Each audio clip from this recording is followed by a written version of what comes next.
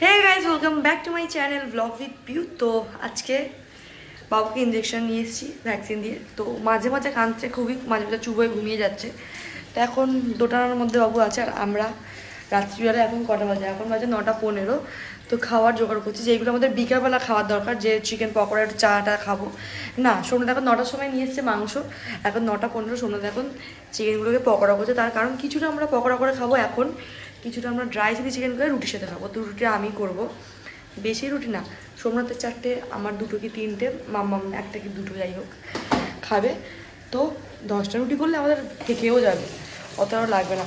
তো সোমনাথ এখন বানাচ্ছে চিকেন পকোড়া, যেগুলো দেখতে খুব জুসি জুসি লাগছে। আর এখানটায় না লাইট নেই, অন্ধকার হয়ে থাকে, তাই জন্য সোমনাথ রিং লাইট সাহায্যে রান্না করছে। ঠিক আছে, আমরা মাল্টি ট্যালেন্টেড, মানে একটা জিনিসকে আমরা অনেক রকমভাবে ব্যবহার করতে পারি। কখনো দেখে বাথরুমের লাইট খারাপ হয়ে গেছে, তো রিং লাইটটাকেই ভেতরে ঢুকিয়ে নিয়ে আমরা বাথরুমে চলে যাবো বাথরুমের লাইট হিসাবে।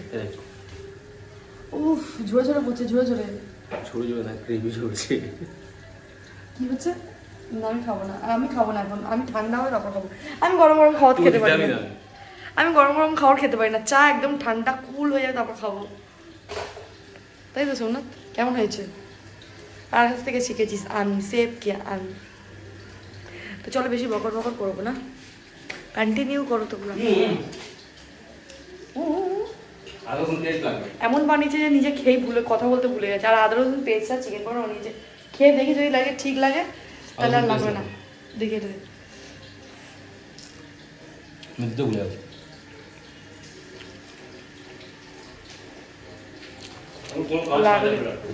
লাগবে, আদা রসুন পেস্ট লাগবে। হ্যাঁ, গুড মর্নিং। ও কালকে আমাকে ডক্টরের কাছে ইঞ্জেকশন দিয়ে নিয়ে এসছে, পায়ে খুব ব্যথা। তুমি এটা বলতে চাইছো তো?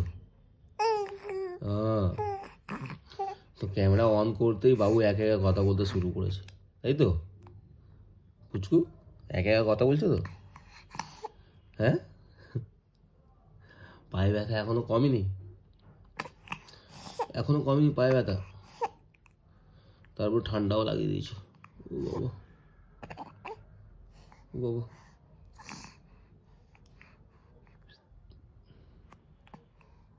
আর কিছু বলবে? টাটা করে দাও। ও টাটা করে দাও, বল টাটা। কালকে চিকেন পকোড়া সোমনাথ করছে, দেখতেই পেলে। তার মধ্যে একটা বড় গ্রাইন্ডার করে রেখে দিয়েছে, চিকেনের মধ্যে আদা রসুন কিছু দেয়নি, ম্যারিনেট করে দিয়ে ভেজে দিয়েছে। তো একটা গন্ধ ছিল, আসেনি গন্ধ, তো সেখানেই আমরা চিকেন পকোড়া খেতে পারিনি। ওটাতে আমি চিলি চিকেন করে দিয়েছিলাম, ড্রাই চিলি চিকেন করেছিলাম, কিন্তু কালকে না আমি খেতে পেরেছি না সোমনাথ। তার কারণ কালকে বাবুর ভ্যাকসিন নেওয়া ছিল, প্রচণ্ড কান্নাকাটি করছিল। তো এখন কালকে কাটি বাসি রুটি আর চিলি চিকেন খাচ্ছি, কালকে থেকে আজকেটা বেশি ভালো হচ্ছে টেস্ট। কেন জানি না, আমি বাসি খাবার খেতে বেশি ভালোবাসি, বেশি টেস্ট লাগে। তাই সবাই বলে বাসি খাবার অনেক খায় না, কিন্তু আমার বাসি খাবার বেশি টেস্ট লাগে। তরকারি রুটি বলো, ঘুগনি রুটি বলো, চিলি চিকেন, পিঠে, পায়েস, আমি এইসব জিনিস বাসি খেতে ভালোবাসি।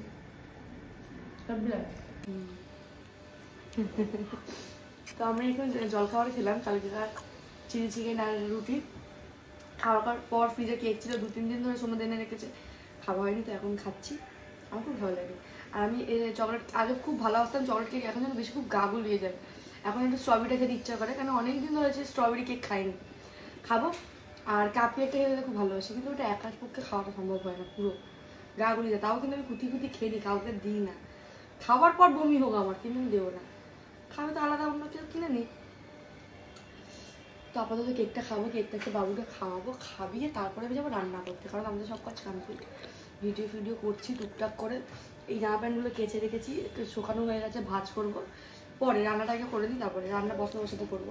আগে বাবুকে খাবার, এত ব্যথা, ও একটু নড়তে পারছে না। কালকে থেকে আমি জামাটাও খুলে দিই, বেশি ওকে নাড়াচড়াও করে দিই, তাতে ওই জামাটাই পরে আছে।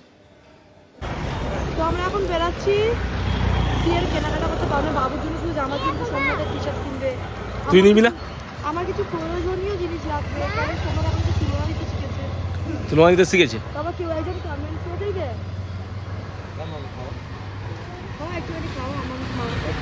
কি পিউ কি কমেন্টস করেছে? কেউ একজন কমেন্টস করেছে, তোমার ছেলেটা লক্ষ্মী সোনা, ওকে ভালোভাবে মানুষ করো, তোমার ভাইয়ের মতন যেন কি করে না একটা বললো, ভাইয়ের মতন কি করে বলো ওটাকে, তেঁদর বা তেঁদর এরকম কিছু তৈরি করো না।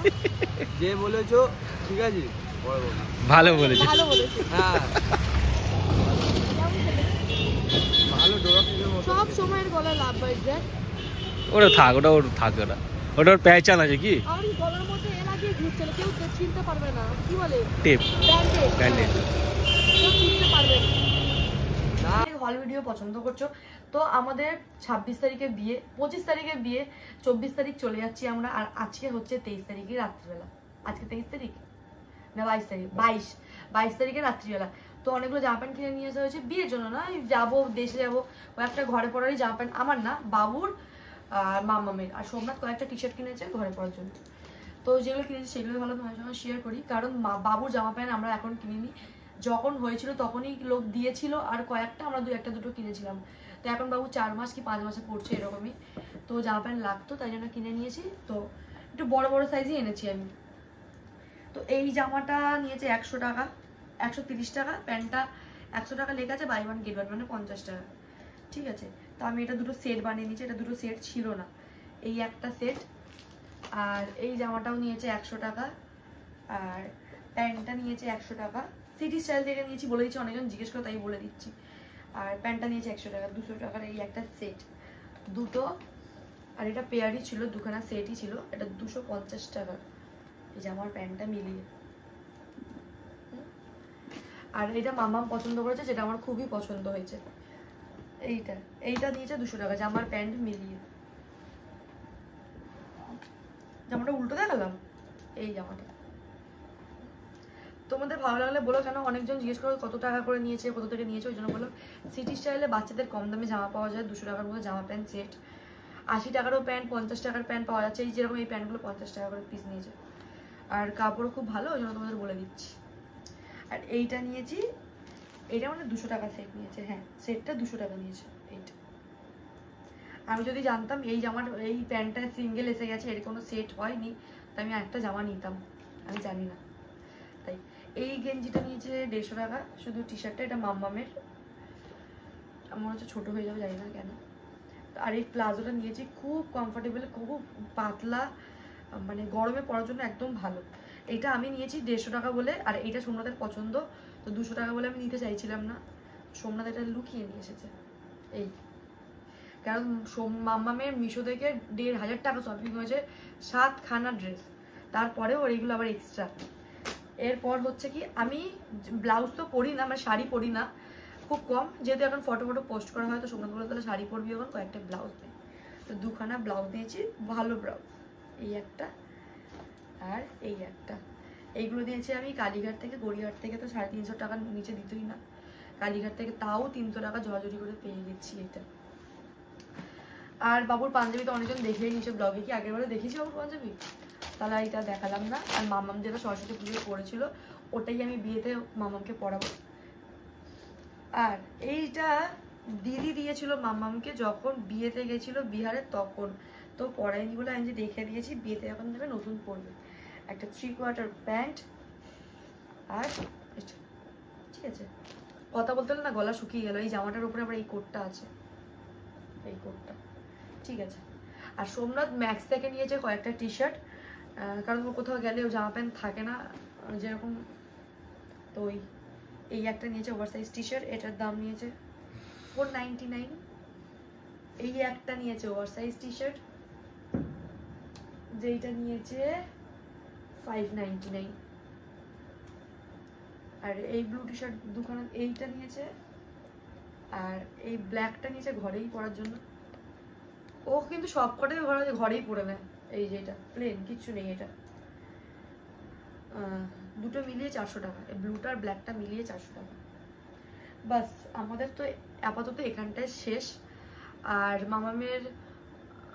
মামামেরগুলো তো দেখিয়ে দিয়েছি আগে, যে ব্লগে যেগুলো মিশো থেকে নিয়েছি তোমরা দেখেইছো। তো আপাতত আমি একটু পরে মেহেন্দি পরবো, মেহেন্দি পরে তো একটা দাদা আসবে যে আমাকে সাদে পরিয়ে দিয়েছিল।